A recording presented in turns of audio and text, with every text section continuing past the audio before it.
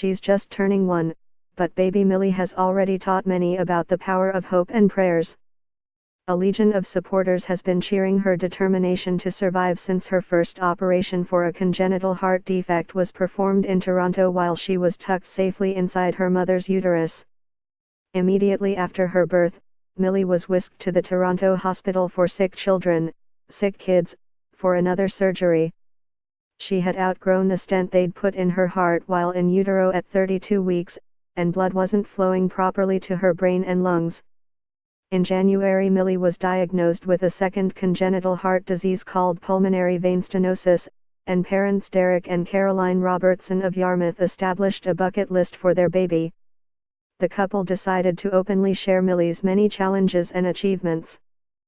Because of their baby's numerous surgeries in Toronto, many family members didn't have a chance to meet her, nor spend time with her in the beginning. If she never got to meet the people that loved her, I wanted them to feel like they knew her, Caroline said. I wanted her to be loved by everyone. So I began sharing more and more of Millie on social media. I wanted to have memories for myself but also for her, when and if she grows up, to look back on and see how many people love and support her. The family enjoyed some time back in Yarmouth for a few months, but another operation was required in late July. A Norwood procedure, a 3-stage heart surgery, was performed to create a new functional systemic circuit.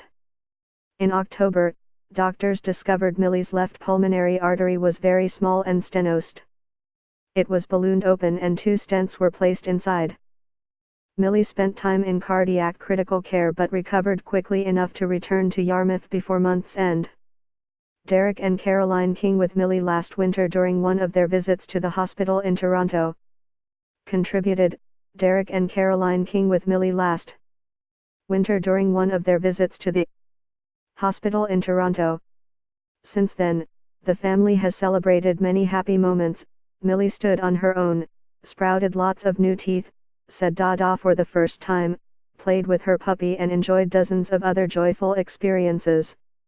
She loves trying out new foods, singing, dancing and bath time. Caroline has returned to work in an 80% capacity as the town planner for Yarmouth, and Derek is finishing off parental leave while working 1 day a week with TriStar as a graphic designer. We are hoping he can transition back to work in the new year after Millie has had her next surgery and is more stable, Caroline said. They've also found someone to help with child care. Millie and her parents will fly back to Toronto on New Year's Day.